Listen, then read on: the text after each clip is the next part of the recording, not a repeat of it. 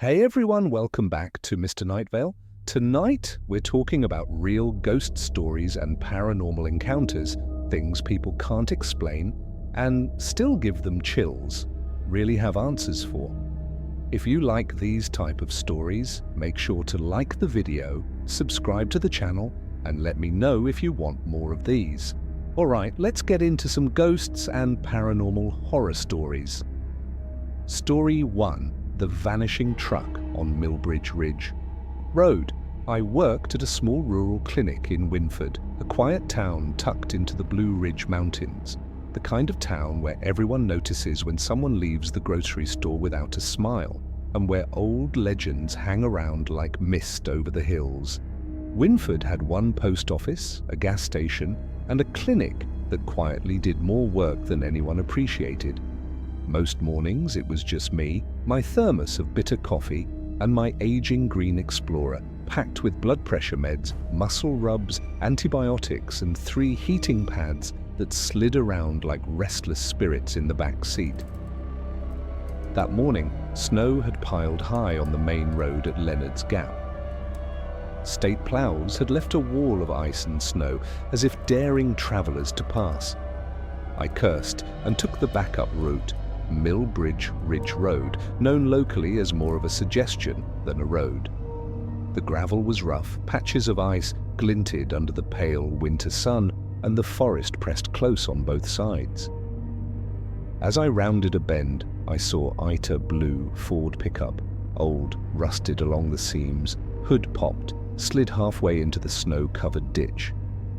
A man stood beside it, white coveralls, one red glove, one black-brown wool cap pulled low. His stance wasn't desperate, just quiet still and locked in thought. When our eyes met, I felt a chill crawl up my spine, his face unmoving, no expression, no panic, no blink. Then I realized he wasn't breathing. I could see my own breath curling in the cold, but nothing from him. My heart hammered, hands shaking on the wheel as I eased around him. I didn't look back. Later, I told Carly, a nurse from the clinic, about the encounter. She didn't laugh. "You said he wasn't breathing?" she asked. No fog, no visible breath. I nodded. She looked at the ridge from the clinic window, then whispered, "I wouldn't take that road again tomorrow, just in case." But duty called. The next morning, a patient near Rudder's Hollow needed urgent follow-up. Only route available, Millbridge Ridge. Snow fell heavier, the air felt dense, pressing down, almost alive.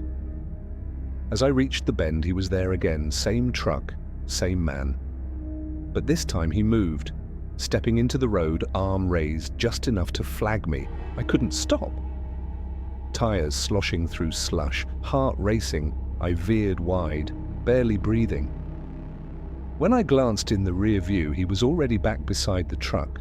Same stance, same stillness, as if nothing had moved. Back at the clinic, I asked Roger, one of the drivers, if anyone had called in a breakdown. Blue Ford, he said, shaking his head. That truck burned back in '99. Driver didn't make it. Sleep that night was impossible. I saw him in headlights, that frozen stare. The next morning, I drove the ridge again. No truck, no man, just snow and a single black glove lying stiff in the snow. I picked it up with a plastic bag, set it on the passenger seat, and it twitches. I threw it out the window, never returned to Millbridge Ridge again. Story 2. The Whispering Chapel at Keeter's Ridge. That winter, I took a caretaker job at a remote retreat center in the Alleghenies Mountains, near a place called Keeter's Ridge, West Virginia. The off-season job was simple: shovel snow, stoke fires, check cabins, and make sure the property stayed in working order. The retreat had 5 guest cabins, a main hall, a small chapel, and an old barn converted into a storage and backup shelter. The first few days alone were peaceful. The snowfall was thick and steady, covering everything in white, muffling the usual sounds of the forest. By the 3rd night, I was making my rounds when I noticed something odd near the chapel. a trail of fresh boot prints leading directly to its padlocked door. Not mine, not anyone I had seen. The prints stopped at the door, no return trail. My heart thumped as I unlocked the chapel, expecting maybe a lost hiker. Inside, nothing. Just cold wooden benches, a silent stove, and stale, unmoving air. I checked every corner, even behind the pulpit and the balcony above the door, nothing. I snapped a photo of the footprints, but the image came out blurry even though all other photos that night were sharp. 2 nights later, the chapel bell rang. A decorative bell, impossible to ring alone. My blood ran cold. Snow crusted my boots as I scrambled outside, but by the time I reached the hilltop, it had stopped. And again, the prints appeared. Same tread, same size, leading nowhere. That night, footsteps paced outside my bunkhouse, heavy, deliberate, scraping across the snow. I held an axe and waited, heart hammering, until silence returned. The snow on the porch was brushed clean with each pass. By the 6th night, I had moved to the barn loft. A half-working radio made me feel less alone, not safer. Just past midnight, whispering reached my ears, high-pitched, hushed voices like children sharing secrets under blankets. I flashed my light at the rafters, nothing but dust and hay. The light died. Backup wouldn't turn on. I waited, listening. 5 minutes of silence. Then I noticed my boots placed neatly at the barn door, facing out, though I hadn't moved them. The next morning, the snow I had shoveled all week was erased. But in front of the chapel was a message pressed into the snow. Stay with us. I didn't take the time to wonder what it meant. I left Cater's Ridge that morning, trekking through knee-deep snow to the nearest road. A salt truck stopped, gave me a blanket, and didn't ask questions. I spent the rest of the winter at my cousin's in Charleston. Even now, the memory of that chapel, the boot prints, and the whispering lingers like a shadow across my mind. Story 3. The Vanishing Cabin. It was December 23rd when I drove through the Appalachian foothills, somewhere between Silver Creek and a tiny settlement called Woodmere. My friend Jenna had invited me to her cabin with her boyfriend. It had been years since I'd seen her, ever since a family funeral. She texted me directions, including a shortcut along state roads that mostly locals used. The route was winding and narrow, but faster than the main highway. I left early, thinking I'd arrive before dark. About 30 minutes in, freezing rain started. It wasn't a drizzle. The road turned slick and shiny, and every curve felt risky. I missed a turn somewhere. My GPS froze, spinning the arrow in place like it had given up. No signal, just the trees. I pulled over to a small gravel pull-off called Hollow Bend Path. That's when I saw it, a cabin, tucked 30 feet back in the trees. Dark brown, crooked chimney, one shutter loose. Everything about it seemed off. The snow on its roof hadn't accumulated like on the surrounding trees. It almost looked pasted into the landscape. I stayed near the car, hoping to get a signal, but then I heard it, a slow, dry, dragging sound like chains across wood. I froze. My headlights illuminated the cabin. Smoke curled from the crooked chimney. Something had lit a fire inside. Before I could react, I felt pressure on the car trunk, deliberate and heavy. My engine started with a flicker of headlights. When the lights illuminated the forest again, the cabin was gone. Just snow, bare trees, and the cold silence. Panicked, I drove down the slope to a gas station. The attendant confirmed that Hollow Bend Path had been closed years ago, after a hiker went missing in winter. No cabin had existed for decades. That Christmas Eve, I received a photo from an unknown number. My car was in the same pull-off, the snow untouched, and in the background the cabin framed by its broken shutter, as if someone had been watching me all along. I never returned to that part of the mountains.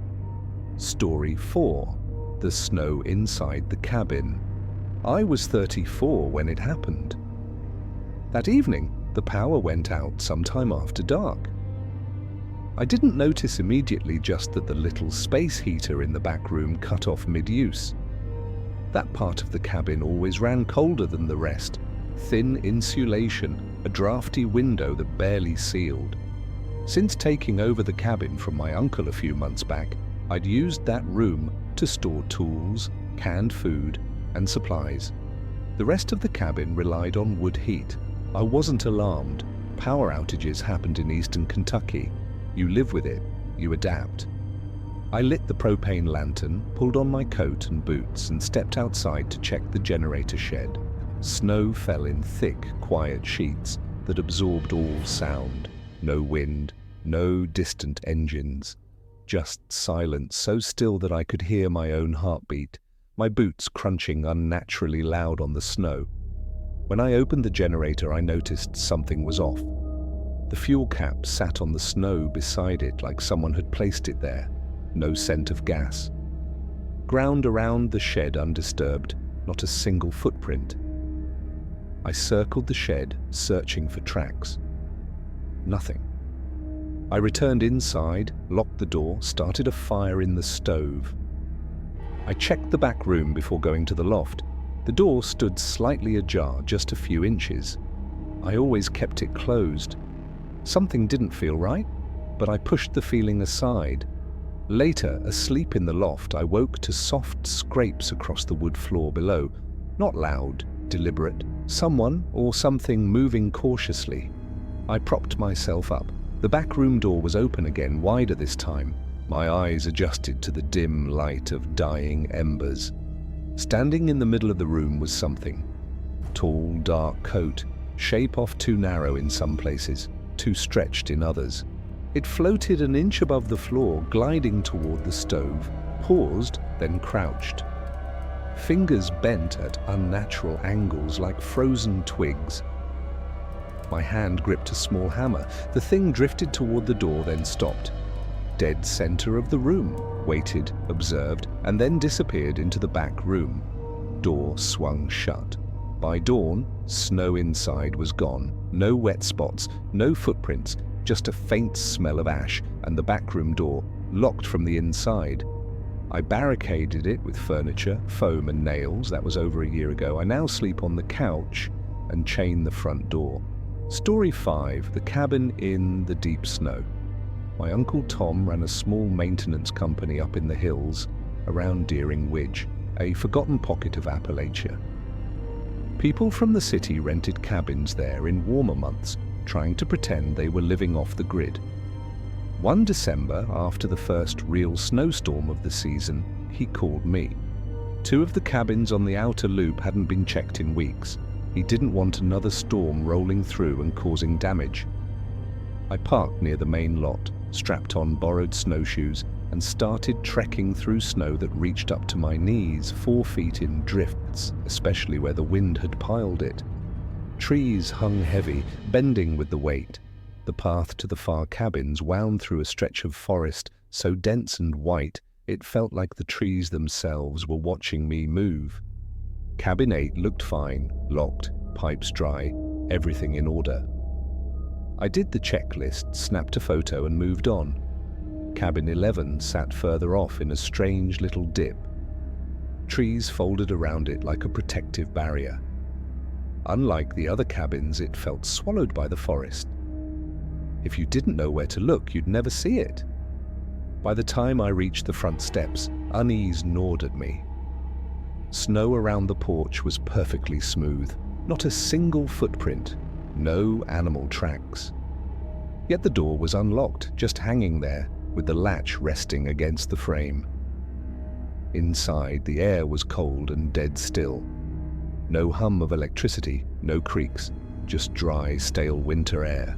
Windows intact, furniture untouched. Everything seemed normal, yet something wasn't right. The wall clock above the fireplace ticked loudly, deliberate, slow, tick, tick, tick, except the back panel was off. No batteries, no winding key, nothing powering it. And yet, it moved.